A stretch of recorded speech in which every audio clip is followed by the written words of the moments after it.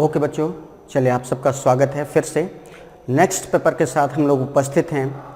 और ये जो पेपर डिस्कस होने वाला है ये सेट 104 एसएससी सीएचएसएल का एग्ज़ाम है, टियर 1 का एग्ज़ाम है। और इसकी जो डेट है वो ये पेपर हुआ था 4 जुलाई। इसकी जो डेट है बच्चों ये है 4 जुलाई 2019 थर्ड शिफ्ट का एग्ज़ाम है। थर्ड शिफ्ट कौन से शिफ्ट? थर्ड शिफ्ट का एग्ज़ाम है। ये पेपर आज हम लोग डिस्कस करने वाले हैं। कौन सा पेपर? एसएससी सीएचएसएल 10+2 लेवल, जो कि कंडक्ट हुआ था 4 जुलाई 2019 शिफ्ट थर्ड में। तो चलिए देखते हैं इसका पहला क्वेश्चन क्या है। The given paragraph presents the imports and exports of an item manufactured by company for the 5 financial years। 5 अलग अलग फाइनेंशियल ईयर दिए हैं, 2013-14, 2014-15, 2014-15 के बाद 15-16, 16-17, 17-18। तो इस पर ये क्वेश्चन बनाया गया है। तो क्वेश्चन बनाया गया है what is the average of import during the 5 financial years. देखिए, जो लाइट ब्लू कलर है ये एक्सपोर्ट है और जो डार्क ब्लू कलर है ये इंपोर्ट है। और यहाँ पर क्वेश्चन बोला गया what is the average of import. Import मतलब डार्क वाला देखना है, इसका औसत देखना है। जो डार्क वाले सभी हैं 5 साल का, उन सबको जोड़ के उसका एवरेज निकालना। तो डार्क वाला देखिए, पहला जो डेटा है वो 824 दिया है। कितना दिया है? 824। फिर क्या दिया है? 1014। फिर नेक्स्ट दिया है 1137। फिर दिया है 1513। फिर दिया है 1658। सभी को ऐड कर देंगे तो 448, 87, 15, 15 3 18 एंड 826। 224, 415, 538, 819, 9514, 1 9 9 1 10 10 5 15 6 21 means 1 2 and 4 6। इन सब का टोटल कितना आ रहा है बच्चों? 6146। और हमको एवरेज इंपोर्ट बताना है, औसत आयात बताना है। तो कितने फाइनेंशियल ईयर हैं? 1 2 3 4 5 से इसको क्या कर देंगे? डिवाइड। तो 6146 को 5 से डिवाइड कर देंगे तो कितना आ जाएगा? 5 1 जा 5, 1 बचेगा 11 हो जाएगा। 5 2 जा 10, 1 बचा 14 हो गया। 5 2 जा 10, 4 बचा 46 हो गया। 5 9 जा 45.2, 1229.2, 1229.2। तो इस तरीके से देखिए आप option number C, correct answer क्या जा रहे हैं? ऑप्शन नंबर सी जा रहा है। तो इस तरीके से बच्चों इस क्वेश्चन का जो आंसर आएगा वो ऑप्शन नंबर सी होगा। बात समझ में आई? क्वेश्चन क्या था? औसत इंपोर्ट की बात कर रहा था। तो इंपोर्ट वाला पोर्शन हमारा डार्क वाला ये ग्राफ था, डार्क वाला सभी देखना था। तो पहला डेटा हमारा क्या था? 824।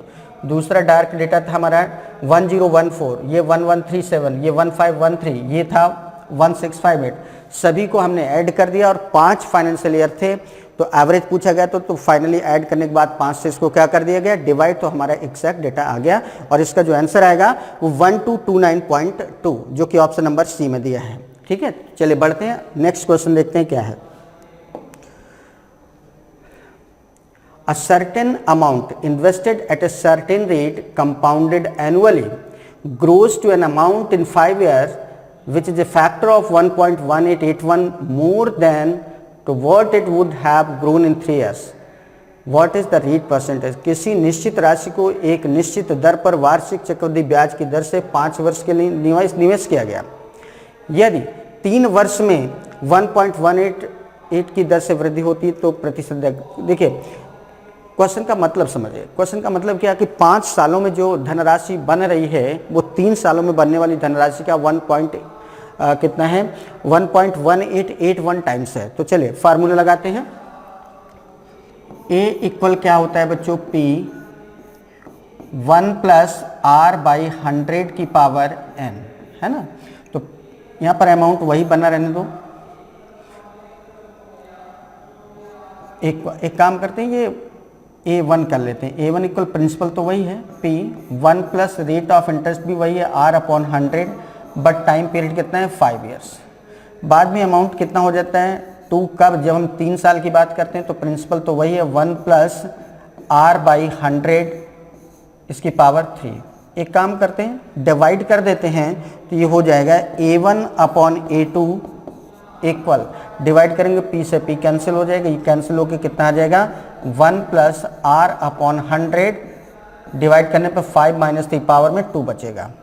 अब A1/A2 मतलब 5 साल के अमाउंट को जब हम 3 साल वाले अमाउंट से डिवाइड करते हैं तो कितना आता है 1.1881, मीन्स इसकी जगह पर फाइनली लिख देंगे 1.1881, ये तो है, इक्वल 1 प्लस R/100 का स्क्वायर, ये हो गया।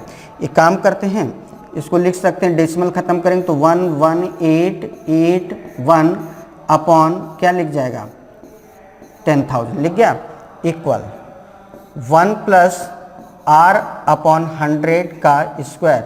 और बच्चों ये देखो ये 100 का स्क्वायर है, ये 109 का स्क्वायर है, तो फाइनली ये क्या आ जाएगा 109/100 का स्क्वायर इक्वल 1 प्लस R/100 का स्क्वायर आ जाएगा। तो स्क्वायर स्क्वायर दोनों तरफ आ रहा है, इट मीन्स 1 प्लस R/100 की वैल्यू क्या आ जाएगी 109/100।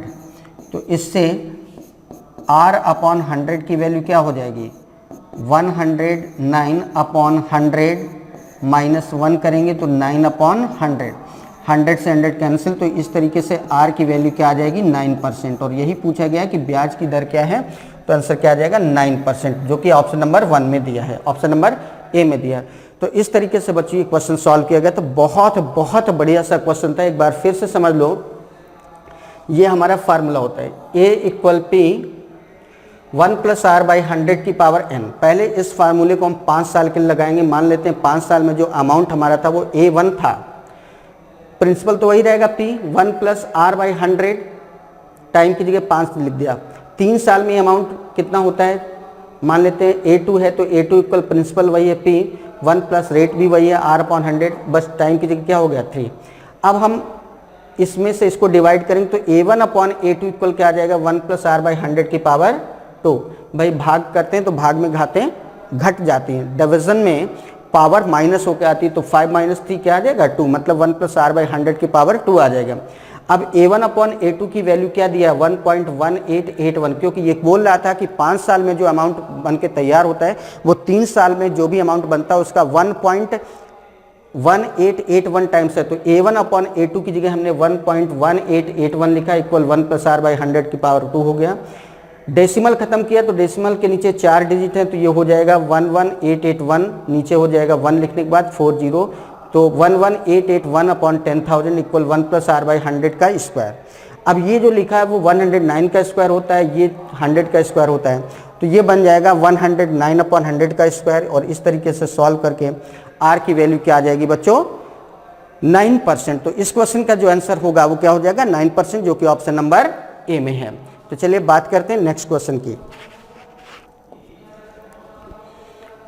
If cos theta equal 2p upon p square plus 1 then tan theta is equal to, देखिए cos थीटा की वैल्यू दिया है और tan थीटा पूछा गया है। cos थीटा अगर गिवन है, tan थीटा पूछा गया, तो सिंपल सी बात है tan थीटा क्या होता है sin अपॉन cos होता है, मतलब हमें sin की वैल्यू पता चलनी चाहिए तभी हम tan बता पाएंगे।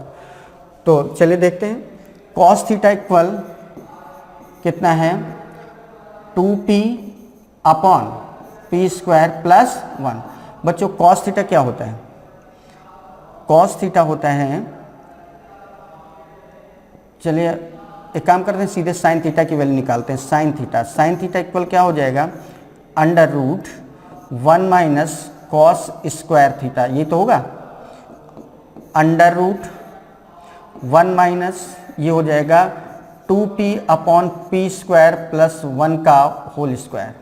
और सॉल्व करेंगे तो ये हो जाएगा आपका p स्क्वायर 1 का होल स्क्वायर माइनस 2p का होल स्क्वायर करेंगे तो 4p स्क्वायर आ जाएगा, अपॉन पी स्क्वायर प्लस 1 का होल स्क्वायर, यही आएगा ना। सॉल्व करेंगे और फर्दर तो ये आ जाएगा a प्लस बी का होल स्क्वायर होता है a square plus B square plus 2ab, तो p की power 4 plus 1 plus 2p square minus 4p square upon p square plus 1 का होल स्क्वायर। और फाइनली ये क्या बन जाएगा, देखिए ये p की पावर 4 प्लस 1, ये प्लस का 2p स्क्वायर है माइनस 4p स्क्वायर, तो p की power 4 plus 1 minus 2p square आ जाएगा अपॉन p स्क्वायर प्लस 1 का होल स्क्वायर। और ये क्या लिखा है, ये लिखा है बच्चों p स्क्वायर माइनस 1 का होल स्क्वायर लिखा है ना, अपॉन p स्क्वायर प्लस 1 का होल स्क्वायर। बच्चों स्क्वायर से अंडर रूट हट जाएगा, तो फाइनली क्या आ जाएगा, p square minus 1 upon p square plus 1। बच्चों हमें साइन थीटा की वैल्यू पता चल गई, ये सब साइन थीटा चल रहा था ना, sine theta sine theta sine theta, तो साइन थीटा की वैल्यू हमारी ये आ गई, साइन थीटा की वैल्यू ये आ गई, कॉस थीटा की वैल्यू दिया था, then tan theta, then tan theta की वैल्यू क्या हो जाएगी, टेन थीटा क्या होता है, sine theta upon cos theta, sine theta upon cos theta. Sine theta क्या आ रहा है, P square minus 1 upon P square plus 1, पूरे के अपॉन में कॉस थीटा क्या है 2p upon P square plus 1, P square plus 1 से बच्चों ये कैंसिल हो जाएगा, तो फाइनल टेन थीटा इक्वल क्या आ जाएगा, P square minus 1 upon 2p, और P square minus 1 upon 2p देखिए कहाँ दिया है, P square minus 1 upon 2p option number B में। तो इस तरीके से इस क्वेश्चन का जो आंसर जाएगा ऑप्शन नंबर बी जाएगा। क्लियर है ना। तो ये था क्वेश्चन, बहुत बहुत बढ़िया सा क्वेश्चन था बच्चों। उम्मीद करते हैं क्वेश्चन पूरा समझ गए होंगे, कहीं कोई इश्यू नहीं, बस इस तरीके से आपको सॉल्व करना था और फाइनल आंसर देना था। तो चलिए देख लेते हैं नेक्स्ट क्वेश्चन क्या है। 3x माइनस 7 का क्यूब, 3x माइनस 7 का क्यूब प्लस 3x माइनस 8 का क्यूब, 3x माइनस 8 का क्यूब प्लस 3x प्लस 6 का क्यूब, 3x प्लस 6 का cube equal 3x minus 7, 3x minus 8,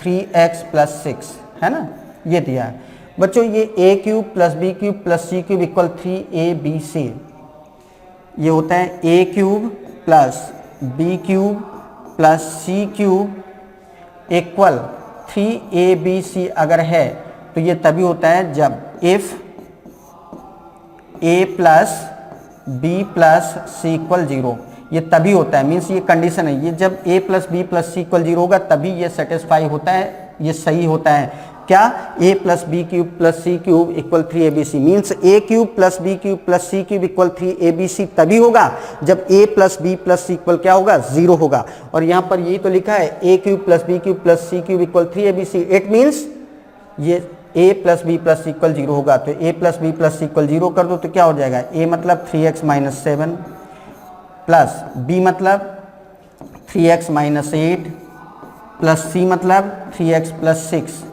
equal क्या हो गया 0। सॉल्व करेंगे तो कितना हो जाएगा 3 3 3 9x माइनस का 7 माइनस का 8 माइनस का 15 प्लस का 6 तो माइनस का 9 इक्वल क्या हो गया 0। तो यहाँ से 9x की वैल्यू क्या आ जाएगी बच्चों 9, तो x की वैल्यू क्या आ जाएगी 1, और यही पूछा गया है। तो x की वैल्यू क्या है, a का मान मतलब x का मान क्या है, तो x की वैल्यू क्या हो जाएगी बच्चों 1, और 1 कहाँ पर दिया ऑप्शन नंबर बी में। तो इस तरीके से इस क्वेश्चन का आंसर क्या आएगा ऑप्शन नंबर 1। तो उम्मीद करते हैं बहुत बढ़िया से आप चीज़ों को समझ पा रहे हैं। देखिए एक एक चीज़ यहाँ पर एक्सप्लेन हम कर रहे हैं, कैसे क्या मतलब है, क्या चीज़ कैसे क्या होंगे, बहुत आसान है, बहुत आसान है। CSSL का जो पेपर आता है बहुत टफ नहीं होता है, बहुत अच्छे लेवल का भी नहीं होता है, कि आप ये कह सकते हैं मॉडरेट लेवल होता है। थोड़ा सा चीज़ अगर हम पीछे से रिकॉल कर लें तो बहुत आसान होता है, और थोड़े बहुत फार्मूले याद हो तो चीज़ें बहुत अच्छी हो जाती हैं और वो सब आप बहुत अच्छे से कर भी रहे हैं। और यहाँ पर इसीलिए प्रैक्टिस कराई जा रही है पिछले साल के पेपर्स का, जिससे कि आप बिल्कुल जब एग्जाम देने जाएँ तो माइंड मेकअप करके जाएँ कि हमें इस तरीके के क्वेश्चंस वहाँ पर मिलने वाले हैं, जिनके लिए आप मेंटली पहले से तैयार हैं, तो आपका पेपर डेफिनेटली बहुत अच्छा होगा। तो चलिए देखते हैं अपना नेक्स्ट क्वेश्चन क्या है। What is the area of a rhombus whose side is 13 centimeter and the smaller diagonal is 10 centimeter? उस समचतुर्भुज का क्षेत्रफल कितना होगा जिसकी भुजा 13 सेंटीमीटर और छोटा विकर्ण 10 सेंटीमीटर? देखिए समचतुर्भुज क्या होता है, जिसकी चारों भुजाएं बराबर होती हैं, इस तरीके से चारों भुजाएं बराबर, और इसकी भुजा कितनी दी है 13, मतलब ये 13 है तो ये भी 13 होगा, तो ये भी 13 होगा, तो ये भी 13 होगा। चारों भुजाएं बराबर होती हैं बट एंगल अलग अलग होते हैं। भाई स्क्वायर में क्या होता है, स्क्वायर में भी साइड्स तो बराबर होती हैं बट उसमें हर साइड के बीच में एंगल 90 डिग्री का होता है। यहाँ पर ऐसा नहीं होता है, साइड्स तो इक्वल होती है बट एंगल 90 डिग्री का नहीं होता है। इसीलिए इसका एक डायगोनल मतलब एक विकर्ण छोटा होता है और एक विकर्ण बड़ा होता है। तो एक विकर्ण ये है और एक विकर्ण ये है, एक बड़ा विकर्ण एक छोटा विकर्ण, दोनों विकर्ण 90 डिग्री पर कट करते हैं। ये एंगल हमेशा 90 डिग्री होता है और ये मिड पॉइंट होता है।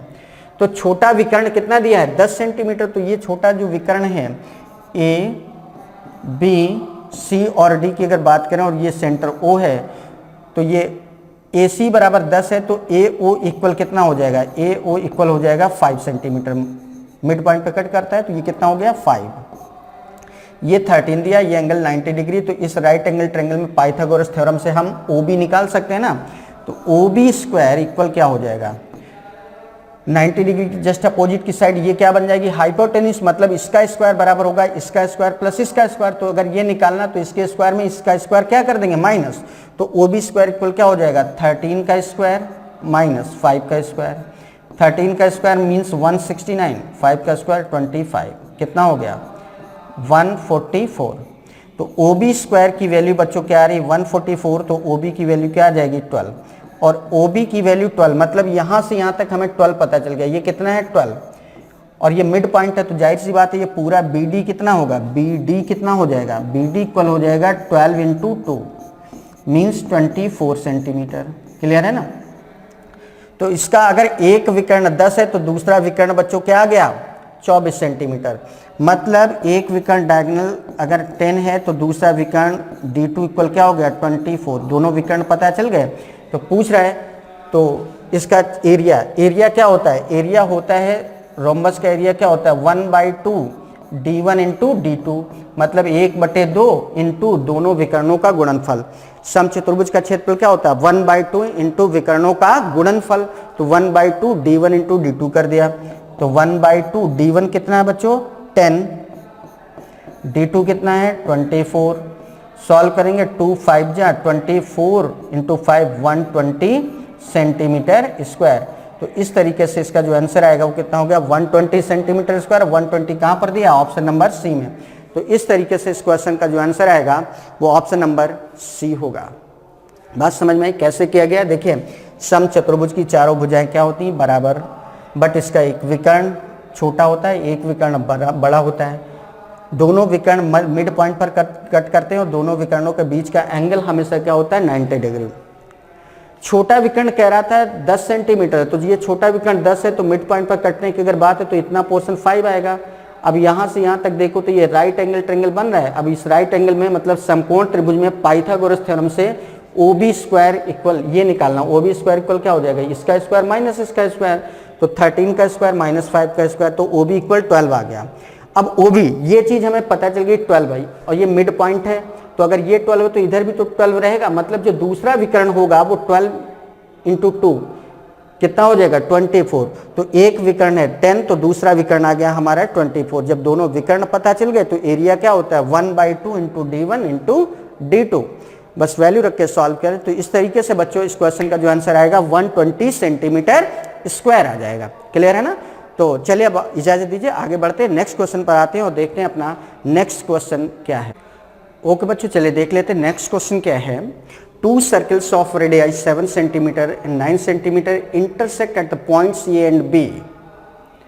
If AB equals 6 centimeter and the distance between the centers of the circles is x centimeter, then the value of x. 7 centimetre और 9 सेंटीमीटर त्रिज्या के दो वृत्त हैं, बिंदु ए और बी पर एक दूसरे को काटते हैं। अगर ए बी बराबर 6 सेंटीमीटर और वृत्तों के केंद्र के बीच की दूरी 7x सेंटीमीटर, तो x का मान क्या होगा। देखें, दो वृत्त हैं, एक वृत्त इस तरीके से बच्चों, एक वृत्त है हमारा इस तरीके से, ये वृत्त है ना, और दूसरा वृत्त इस तरीके से है ऐसे। एक का सेंटर है C1, एक का सेंटर है C2। ए और बी पॉइंट पर एक दूसरे को काटते हैं। ये जो एक दूसरे को काट रहे हैं वहां पर एक पॉइंट ये ए और दूसरा पॉइंट है बी। एक की रेडियस दिया है 7 और दूसरे की रेडियस 9। एक की रेडियस ये बच्चों 7 है, दूसरे की रेडियस ये क्या है 9। ये है 7 सेंटीमीटर, ये है 9 सेंटीमीटर। ऐसे मिला दो तो अब ए बी इक्वल कितना दिया है, ए बी इक्वल बोलो भाई कितना दिया है 6। अगर ये पूरा ए से बी तक 6 है तो डेफिनेटली ये जो चीज़ होगी ये 3 होगी और इधर भी क्या होगा, ये 3 होगा। ये एंगल हमेशा 90 डिग्री बनेगा, ये भी हमेशा क्या होगा 90 डिग्री बनेगा। तो ट्रायंगल AOC1 में, इन ट्रायंगल AOC1 में, इस ट्रायंगल में देखो अगर इसका स्क्वायर माइनस इसका स्क्वायर कर दें तो C1O आ जाएगा। C1O इक्वल हो जाएगा अंडर रूट 7 का स्क्वायर माइनस 3 का स्क्वायर, 7 का स्क्वायर माइनस 3 का स्क्वायर पाइथागोरस थ्योरम से कितना हो जाएगा 49 माइनस 3 का स्क्वायर 9 मीन्स रूट 40। रूट 40 को अगर हम देखें तो अप्रॉक्स 6.3 सेंटीमीटर आ जाएगा, है ना।